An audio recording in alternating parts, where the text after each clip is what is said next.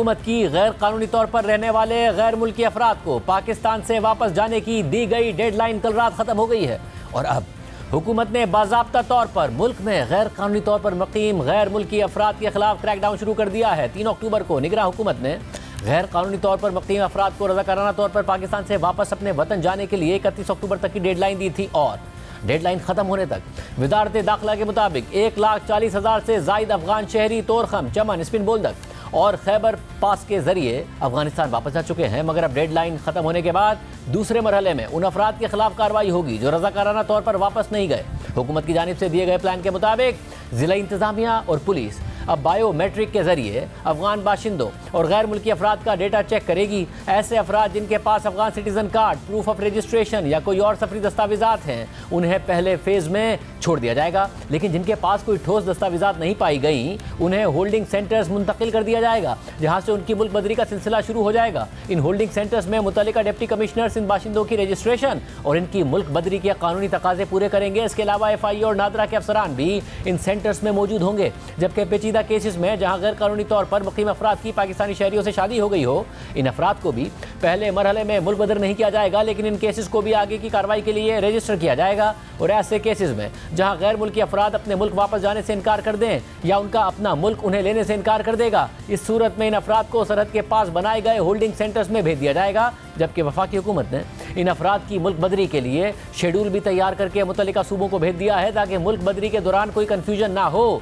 इस वक्त मुल्क के बड़े शहरों में ऐसे होल्डिंग सेंटर्स कायम किए जा चुके हैं जहां पर क्रैकडाउन के दौरान गिरफ्तार अफराद को लाकर रखा जा रहा है और इन्हीं सेंटर्स से इन गैर मुल्की अफराद को डिपोर्ट किया जाएगा। इन होल्डिंग सेंटर्स की क्या सूरत हाल है, इस हवाले से हमारे नुमाइंदों ने चारों सूबों और इस्लामाबाद से रिपोर्ट्स तैयार की हैं। जी शाहजेब साहब, मुल्क के अंदर गैर कानूनी तौर पर मुकीम गैर मुल्कियों के इनखला की डेडलाइन 31 अक्टूबर को ख़त्म हो गई थी। आज पुलिस ने सुबह से ही शहर भर में कार्रवाइयों का आगाज़ किया। सबसे पहला और सबसे बड़ा ऑपरेशन सोराब गोड के इलाके में किया गया, जहां पर अलासिफ स्क्वायर, मच्छर कॉलोनी और दीगर एरियाज़ को पुलिस ने कॉर्डन ऑफ किया। दूसरा बड़ा ऑपरेशन डिस्ट्रिक्ट वेस्ट में किया गया, जिसमें मंगोपीर, औरंगी टाउन, कस्बा और दीगर इलाके शामिल थे। जबकि तीसरा बड़ा ऑपरेशन डिस्ट्रिक्ट साउथ में किया गया, जहां पे बल्दिया, हबरीवर रोड और दीगर एरियाज़ को पुलिस ने कॉर्डन ऑफ किया। जबकि इसी के साथ साथ शहर के दीगर इलाकों में भी छोटी बड़ी कार्रवाइयाँ की गई। इन कार्रवाइयों में अब तक मजमूई तौर पर 300 से ज़ायद अफराद को हिरासत में लिया गया, जिन्हें यहाँ PIDC सुल्तानाबाद के इलाके में कायम हुकूमत की तरफ से एक कैंप कायम किया गया था, यहाँ पर मुंतकिल किया गया। इस कैंप के अंदर नादरा की वैन मौजूद है, जबकि FIA, हुक्काम और कानून नाफिज करने वाले दीगर इदारे भी यहाँ पर मौजूद हैं। जो अफराद यहाँ पर अपने डॉक्यूमेंट्स पेश करते हैं उनकी नादरा के जरिए वेरिफिकेशन की जाती है। अगर उनकी वेरिफिकेशन हो जाती है तो उन्हें यहाँ से वापस रवाना भी कर दिया जाता है। हमारी बात की पुलिस हुक्काम से तो ये बताते हैं कि कुछ अफराद ऐसे हैं कि जो अपनी किसी भी किस्म की शहरियत या कोई डॉक्यूमेंट पेश नहीं कर सके। ऐसे अफराद को आज रात जैकबाबाद रवाना किया जाएगा, जहां पर उन्हें बलूचिस्तान अथॉरिटीज़ के हवाले किया जाएगा, जिसके बाद उन्हें बॉर्डर पे भेज दिया जाएगा। जी शाहजेब साहब, रावलपिंडी, इस्लामाबाद दोनों ही जुड़वा शहरों में होल्डिंग सेंटर्स कायम किए गए हैं और मुल्क भर में जिस तरह 49 सेंटर्स हैं तो उनमें से ये 2 भी हैं। रावलपिंडी में जो है वो ख़ियाबान सर सैयद में कायम किया गया होल्डिंग सेंटर, जहाँ पर ख़वातीन और मर्द अफ़गान फैमिलीज़ के लिए और अफ़गान जो यहाँ पर इलीगल रेजिडेंट्स हैं उनके लिए यहाँ पर सेंटर कायम किया गया, जिसमें रेस्क्यू 1122 का अमला है, नादरा का स्टाफ मौजूद है, FIA का स्टाफ मौजूद है, ज़िला इंतज़ामिया रावलपिंडी का स्टाफ मौजूद है, इसी तरह रावलपिंडी पुलिस का अमला मौजूद है। इसके सीनियर ऑफिसर्स यहाँ पर वक्तन दौरा कर रहे हैं। ऑफिसर्स को यहाँ पर डिप्यूट किया गया और इस यहाँ पर पूरा एक प्रोसेस है कि जब कोई भी थाने की मोबाइल या जो भी अमला इनको गिरफ्तार करेगा, चाहे वो कोई सा भी कानून नाफिज करने वाला इदारा हो, तो वो इस होल्डिंग सेंटर पहुँचेगा, उसका मुकम्मल इंदराज होगा। इस वक्त हम रेलवे स्टेशन लाहौर के करीब एक पनाह गाह थी जिसको अब होल्डिंग पॉइंट बनाया गया है। वहाँ पे पुलिस की काफ़ी नफरी मौजूद है। खाने पीने का इंतजाम जो है वो ज़िले हुकूमत के ज़िम्मे है और लाहौर पुलिस का ये दावा है अभी तक कि 200 से ज़ायद गैर कानूनी तारकीन वतन को पकड़ लिया गया है और इनको यानी परसों से हम जो है जुम्मा से इनको डिपोर्टेशन का जो है इनका सिलसिला शुरू किया जाएगा। गैर कानूनी तौर पर मुकीम गैर मुल्कियों को वफाकी हुकूमत के फैसले के मुताबिक अपने वतन वापस भेजने के लिए खैबर पख्तूनख्वा में भी एक मद अमली तैयार की गई है, जिसके तहत होल्डिंग सेंटर बनाया गया है नासिर बाग के इलाके में, जहां पर 2000 से ज्यादा अफराद के रहने की गुंजाइश है। सेंटर को बुनियादी सहूलियात से आरास्ता किया गया है। नादरा, FIA, पासपोर्ट और दीगर जो सरकारी महकमे हैं वो भी अपनी ड्यूटी अंजाम दे रहे हैं। नादरा का अमला जो है यहाँ पर लाए जाने वाले गैर कानूनी तौर पर मुकीम है उनकी वेरिफिकेशन करें, बॉर्डर पे ले जाया जाएगा, जहाँ से उनको अपने वतन वापस भेजा जाएगा। जी, मैं इस वक्त मगरबी बाईपास पे हाजी कैंप में मौजूद हूँ, जहाँ पे आज गैर कानूनी तौर पर मुकीम तारकीन वतन को जिन्हें तहवील में लिया गया था पुलिस की जानिब से मुख्तलिफ इलाकों में, उन्हें यहाँ पे मुंतकिल किया जा रहा है। SSP ऑपरेशन कोयटा के मुताबिक अभी तक 245 जो तारकीन वतन थे उन्हें यहाँ पे मुंतकिल किया गया है। यहाँ के इंतजाम के हवाले से अगर देखा जाए तो ये वो राहदारी है जहाँ पे तारकीन वतन को इंटर किया जाता है। बाज़ाब्ता चेकिंग के बाद यहाँ वैक्सीनेशन सेंटर भी उनके लिए है। इसके अलावा ख़वातीन, मर्द, बच्चे, बूढ़ों सबके लिए अलग-अलग कमरों का इंतजाम किया गया है। यहाँ पे बाज़ाब्ता तौर पर नादरा कामला मौजूद है जो इन तारकीन वतन के फिंगरप्रिंट्स ले रहा है, अपना डाटा बैंक तैयार कर रहा है, जिसके बाद यहाँ पे उन्हें रिहाइश भी फराहम की जा रही है, खाना भी दिया जा रहा है, बच्चों के लिए दूध,